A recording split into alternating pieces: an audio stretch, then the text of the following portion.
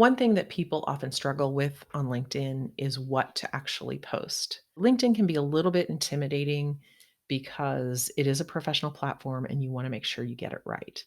So, some of the things that you may be posting on your personal accounts on Instagram or Facebook or even Twitter may not be appropriate for you to be posting over on LinkedIn.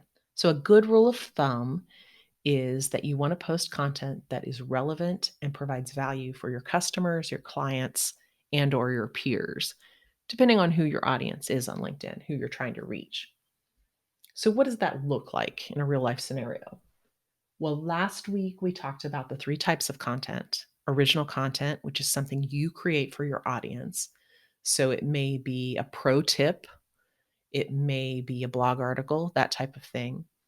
And then there's content from another source. That's something that you go out on the internet and you find a piece of content that's relevant to your audience.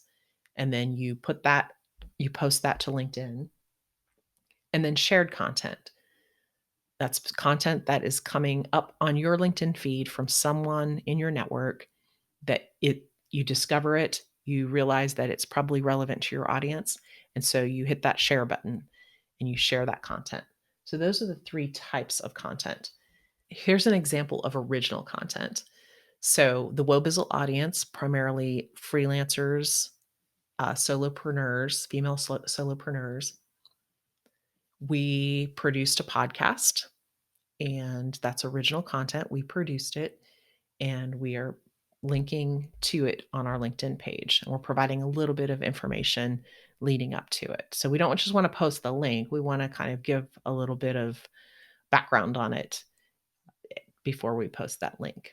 So for you, that might be maybe you have a podcast, or maybe you have a blog article, or maybe you finished a project that you're proud of and that you want to showcase to your audience. That would be considered original content as well. The next type of content, content from another source. We know this is relevant to our audience because we know freelancers have difficulty setting their rates. Found an article that touches on that and shared it with our audience.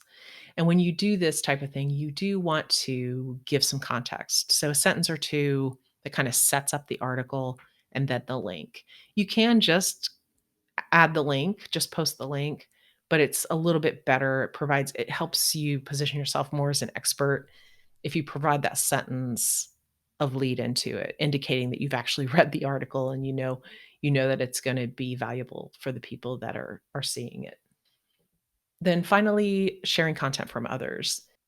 So this I shared from my personal account because I know a lot of the people in my network don't enjoy networking. So they're self-described introverts, and I thought that this would be valuable to share. So it came up in my LinkedIn feed. I hit the share button, but I didn't just share it. I added a sentence kind of lead in. Again, that helps position you as an expert, and not just somebody who's just passing content through. If you can do nothing else, if you have time for nothing else, then sharing content from another source or sharing content from within your contacts with LinkedIn, that's a great way to keep your LinkedIn profile active. So if you don't have time to produce original content or you're just stuck, you don't know what to create and what to share, then keep your profile active by sharing content from other sources and sharing content from within your network on LinkedIn.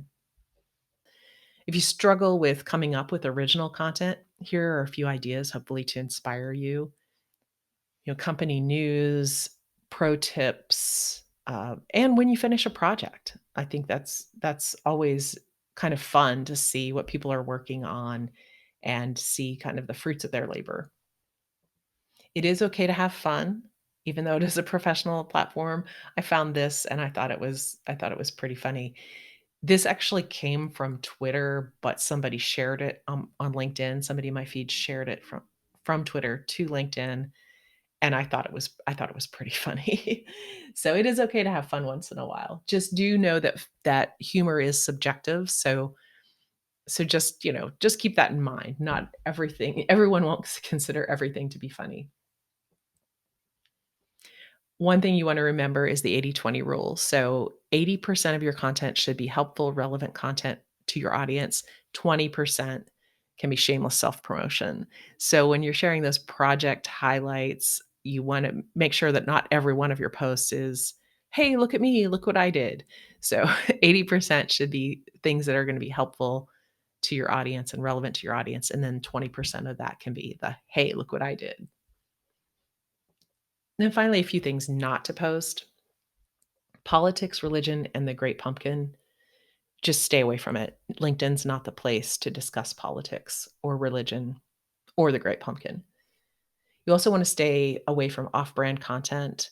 So, I like to use the example of if you're a fitness trainer, if you're a personal fitness trainer, you may not want to share content from the local donut shop. Even if it's your friend that owns the local donut shop, you may not wanna share that content on LinkedIn because it would be considered off-brand for you.